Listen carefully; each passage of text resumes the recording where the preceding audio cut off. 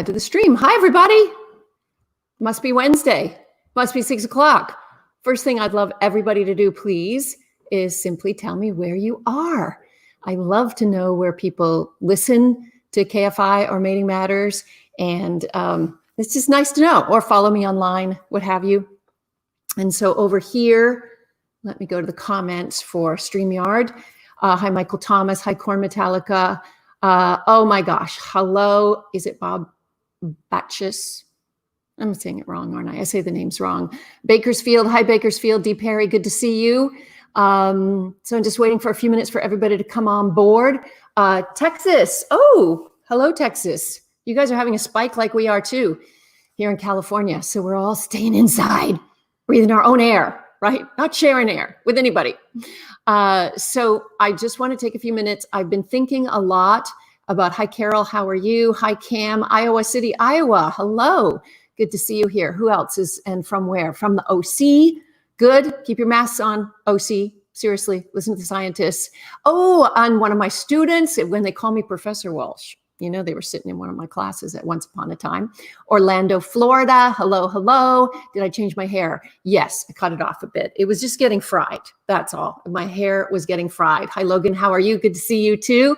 Who else we got? And where are you? From LA, West Hollywood. So nice. Somebody asked me, what's the OC? You're obviously from another state. The OC is Orange County and is the county just south of us. Logan's in Irvine. Good to see everybody. So I want to take a few minutes and talk about the new normal and how we're going to survive the new normal. And not only survive, how we're going to excel in the new normal, how we're going to be really successful. Hi, Anaheim Hills. How are you? So let us go through I'm going to go through 5 things. I've done some thinking about this, that people who have a survivor mindset, a survivor mentality, unlike a victim mentality, how they thrive even in conditions like today. And hi, Jen, how are you? Before I get too far into it, I want to remind everybody who's watching right now that you come from good stock.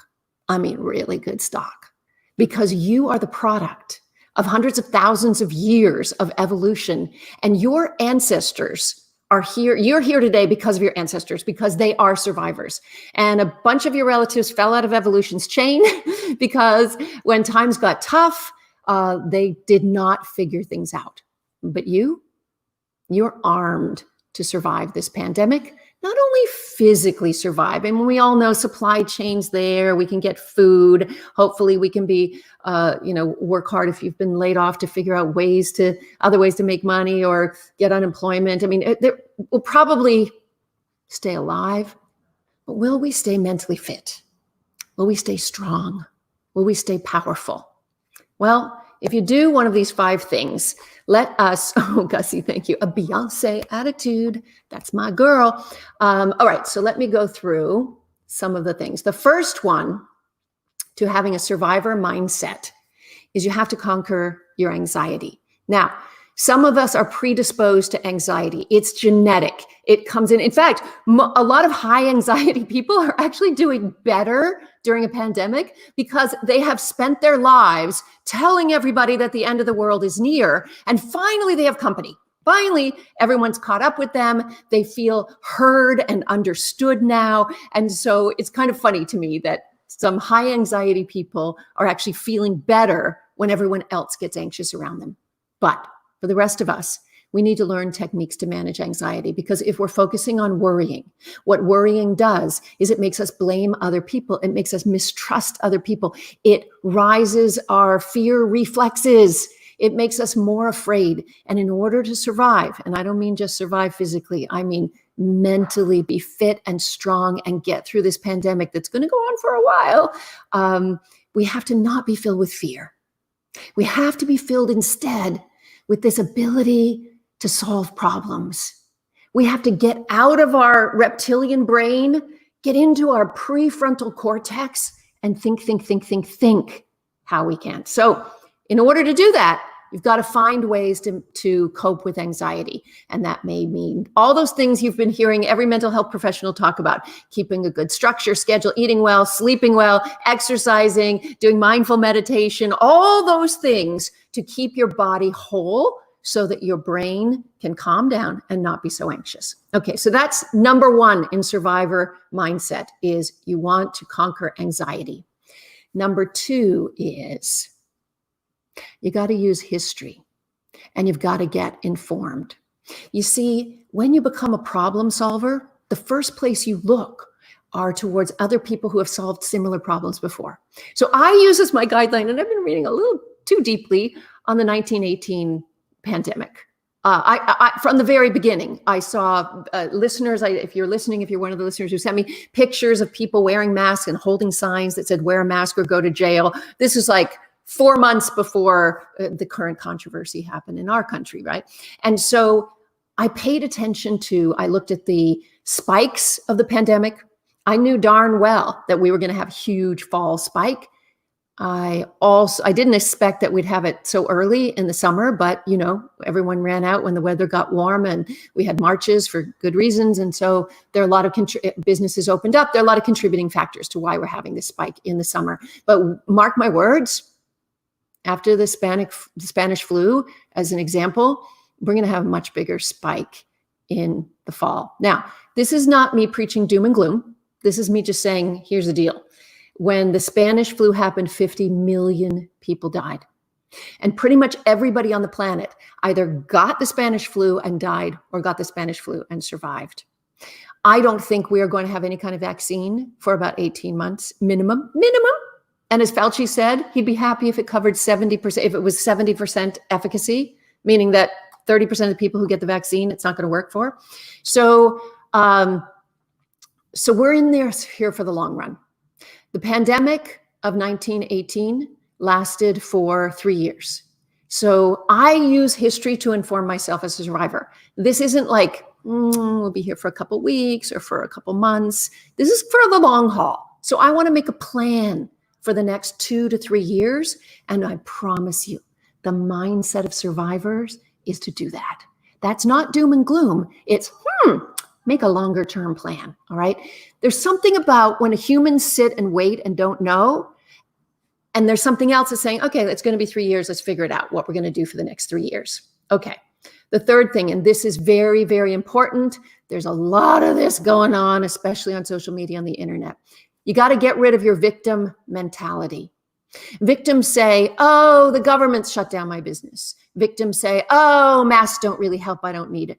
Oh, it's everyone else's fault. It's nobody's fault. It's not China's fault. It's not the government's fault. It's not your employer's fault. It's nobody's fault. It's a condition. The pandemic is just a new condition. Human beings evolved and took over the planet not because we are top of the food chain, people. Human beings evolved and dominated the planet and every other living thing, not necessarily a good thing, because we're amazing problem solvers. And we can adapt to all kinds of different environments very, very easily. And we will do this. This is a new environment to adapt to. And the survivors are going to figure it out.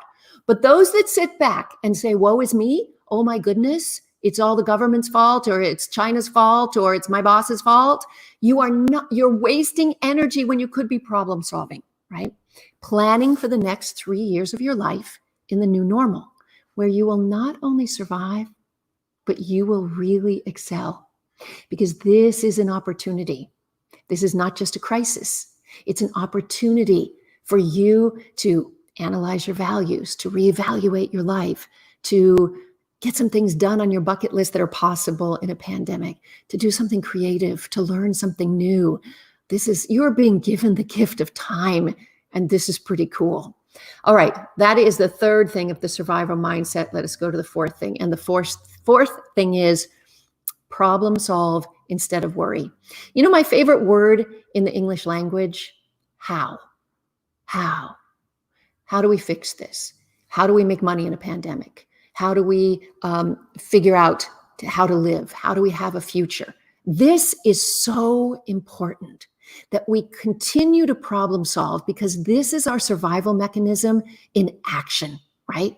We have to get rid of the victim mentality, and we have to problem solve. But part of that problem solving, and this is the most important thing I think for all human mental health, is we have to look forward. We have to make a plan. There's been research done on people who've been, stranded out at sea in a disabled boat for months, or incarcerated for years. And they asked them, how did they mentally survive? What was it that helped them survive? And the answer all too often is they dreamed of the future.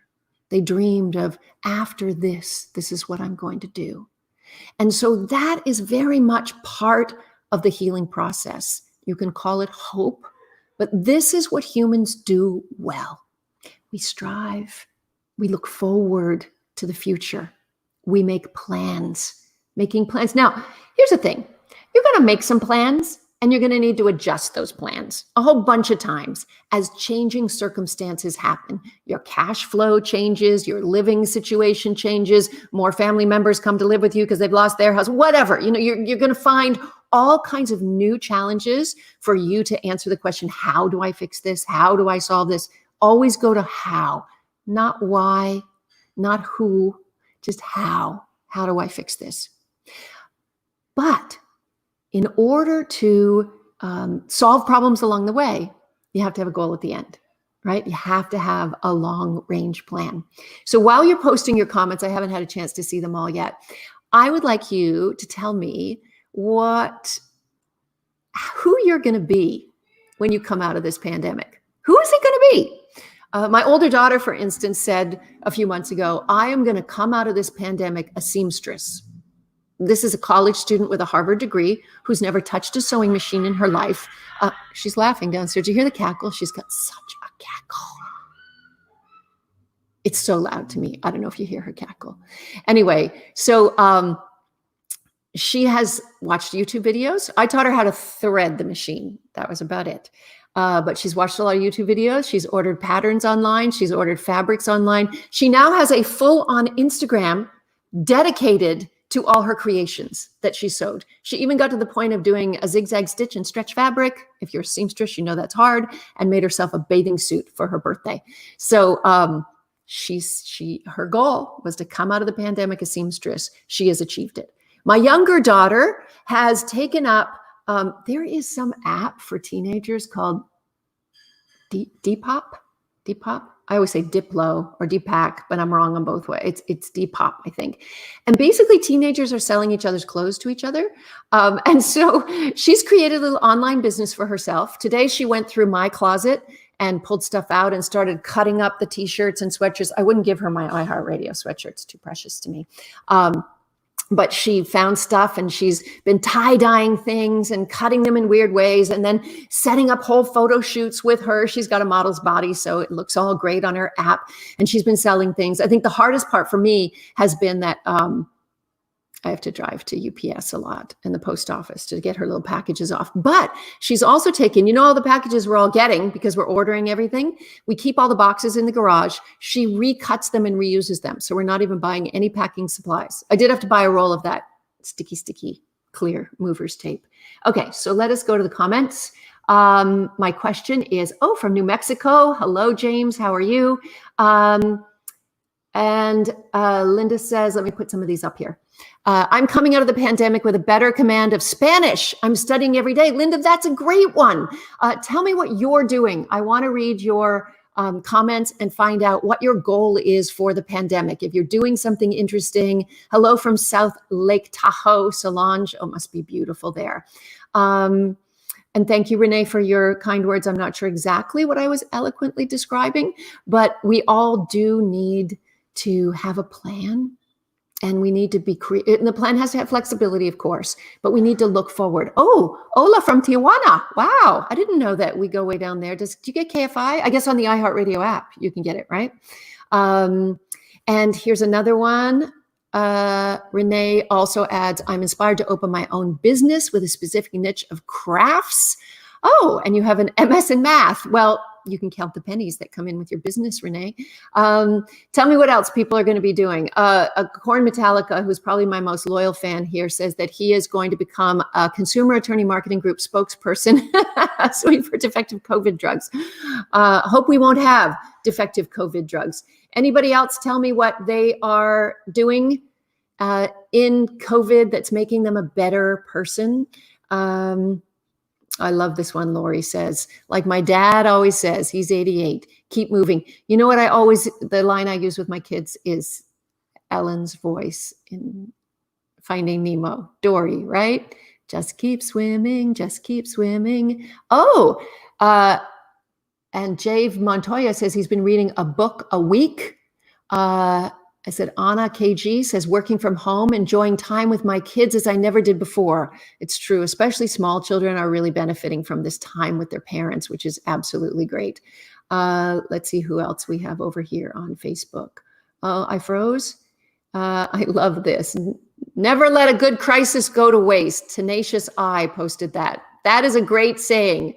Never let a good crisis go to waste. Hello, James from Deming, New Mexico. Let's see what else we got here. Oh, there's a question. Miriam Levy says, advice on working from home balance, fellow teacher who's attached to her computer too much. Okay, so Miriam, I finally figured this out, right? It's really important because I was losing my mind. I had a lot of cognitive impairment in the first couple months of COVID. Who knew we'd be saying in the first few months of COVID that it'd be going on for so long? So Miriam, I want to say this. I have an app for my Pilates studio. I will not go into the Pilates studio because I'm of a certain age and I'm high risk. And even though they're open, I'm not going there. But they do online classes. And I also learned to keep the camera open so the instructor can actually see me. Not that she cares. It's because it keeps me from quitting. When I used to keep the camera off, if a phone call would come in, I'd just take the phone call. Or I'd go get a drink of water and be like stopping, watching them jogging. And I'm like, that's nice. But when I have the camera on, I have to do the whole class. So here's my day.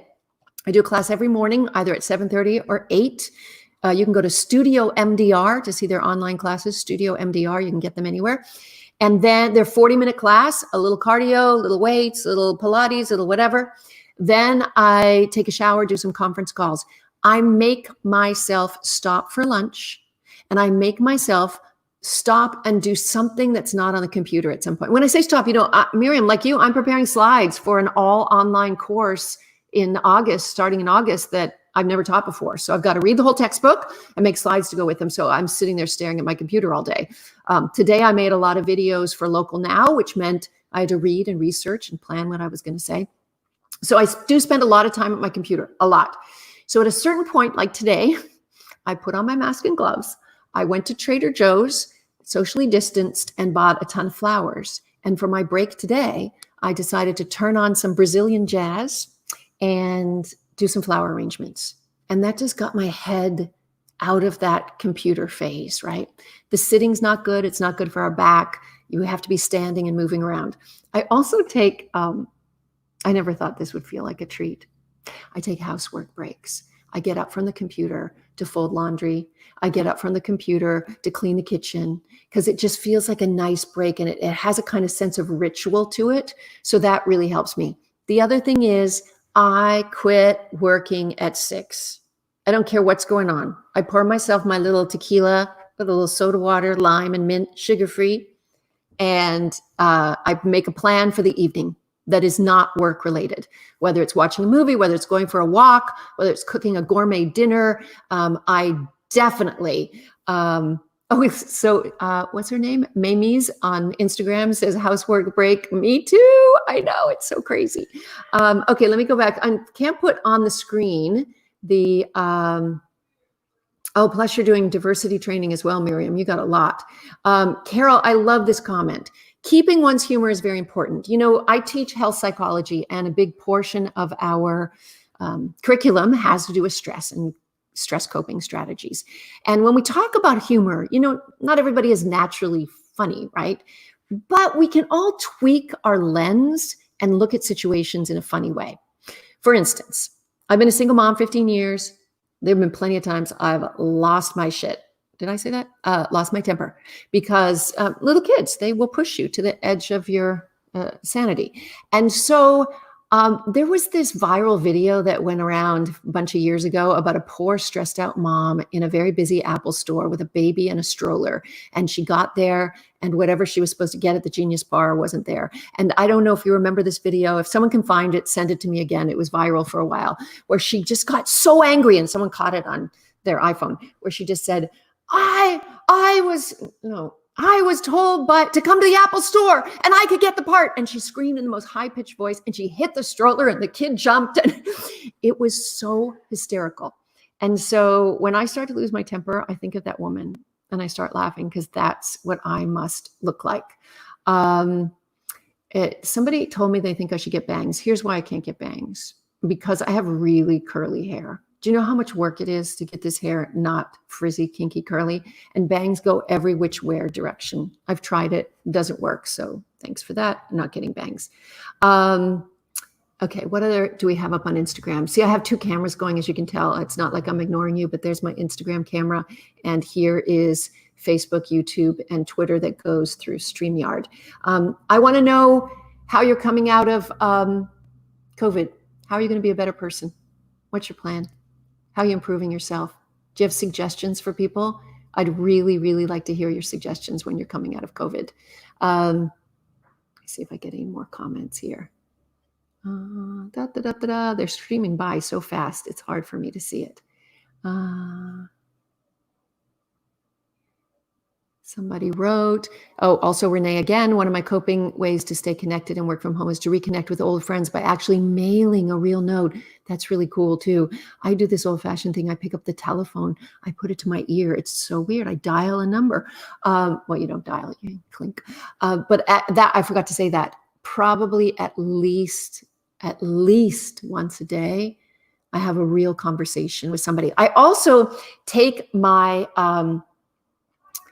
brain to different parts of my not so big house. So my workplace is the dining room table.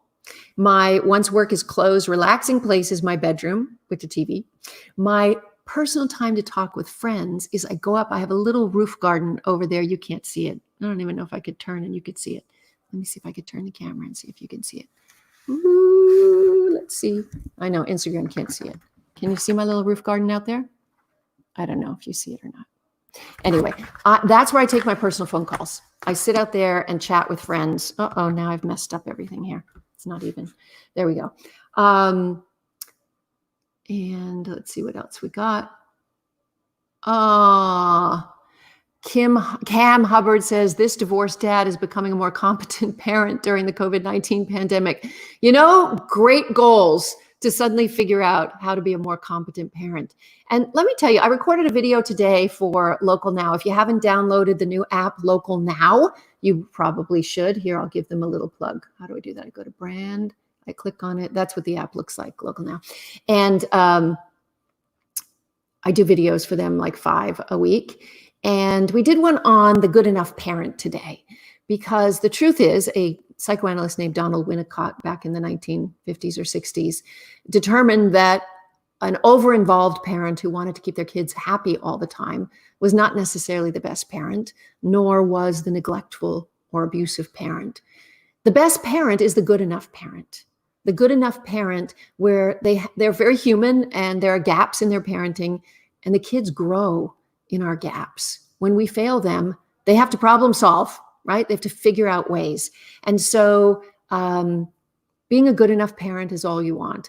I would say if there's only one important thing that we all do as parents is become aware of our own feelings and learn how to express them healthfully, model healthy expression of feelings. And secondly, give our children language for their feelings. So instead of just problem solving, saying, I see you're feeling sad about that. Say more about that. Let me hear about that. Or, I know.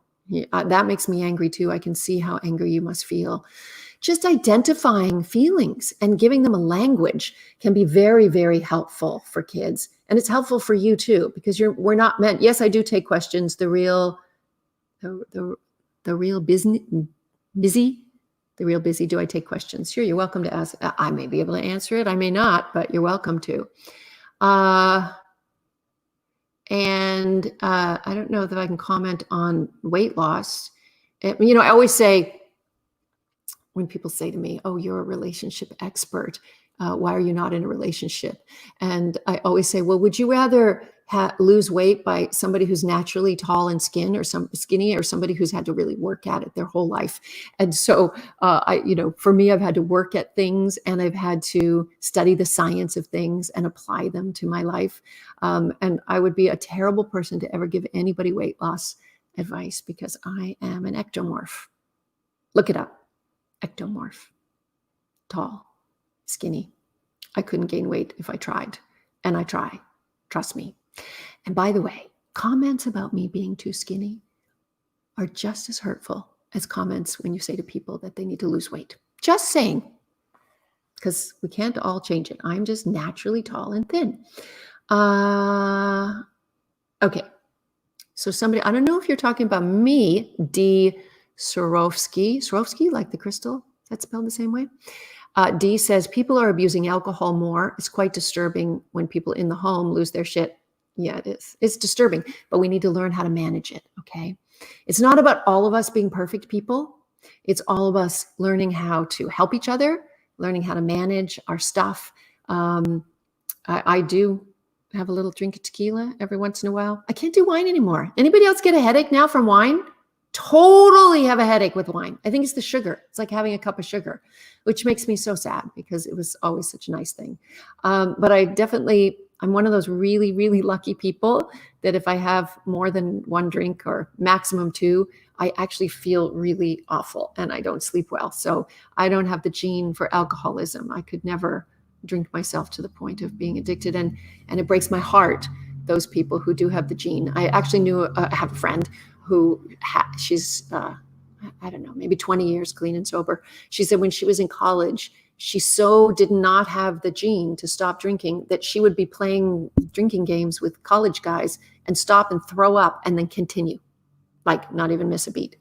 So heartbreaking. Oh, and Miriam says, how about a runny nose with wine? Oh, I never heard of that. That sure sounds like an allergy to me. I'm not a medical doctor, but anytime you get that kind of reaction, you never know. Let's see. The Real Busy says, my mother has recently gone to therapy with what we believe is treatment-resistant anxiety and depression. What are your thoughts on TMS therapy? You'll have to spell out TMS therapy, because the acronym is not triggering anything in me right now.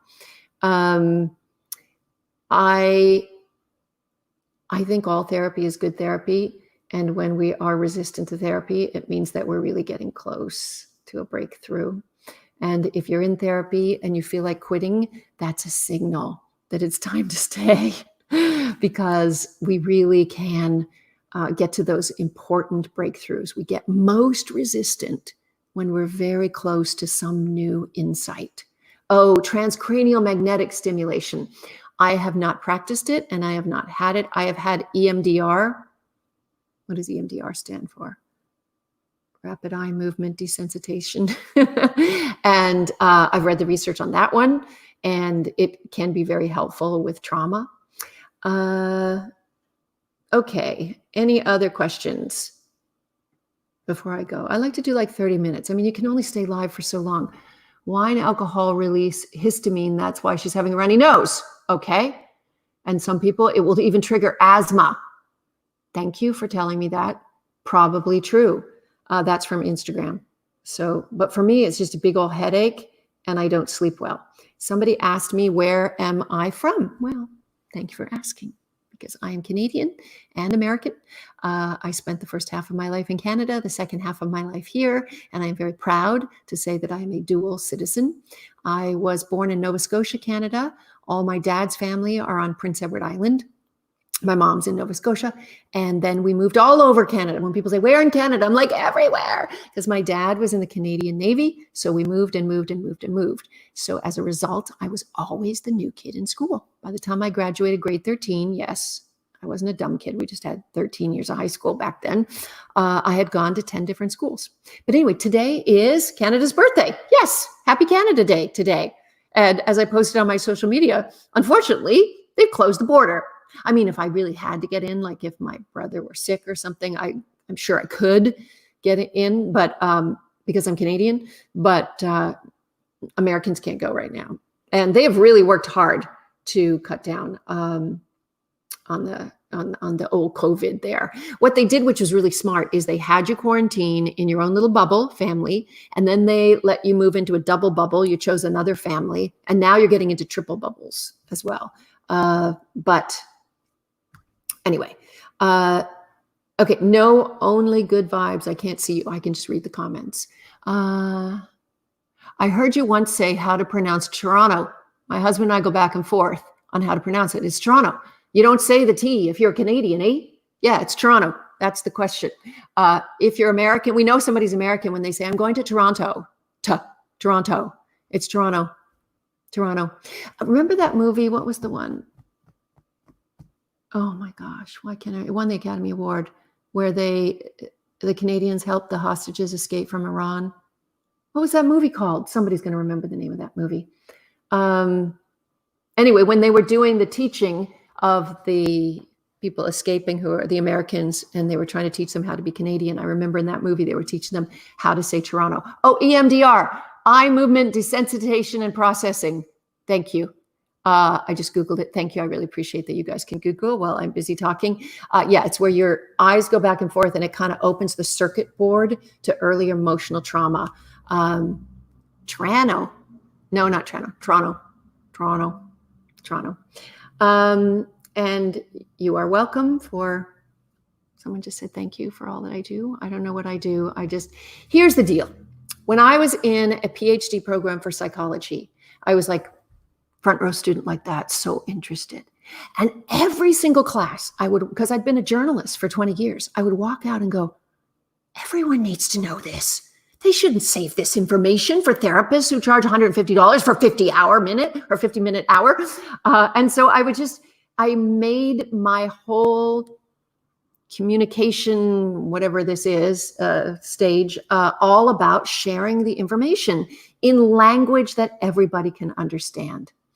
Okay, how can I follow you? All you do is follow me on everything at Dr. Wendy Walsh. If you're watching this now, I think you're following me, right? At Dr. Wendy Walsh on everything, all my social media. All right. So I love you all. Thank you so much for being here.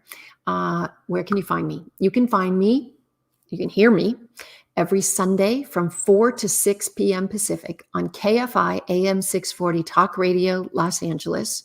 If you are not in Los Angeles or surrounding area, you can find the show on the iHeartRadio app.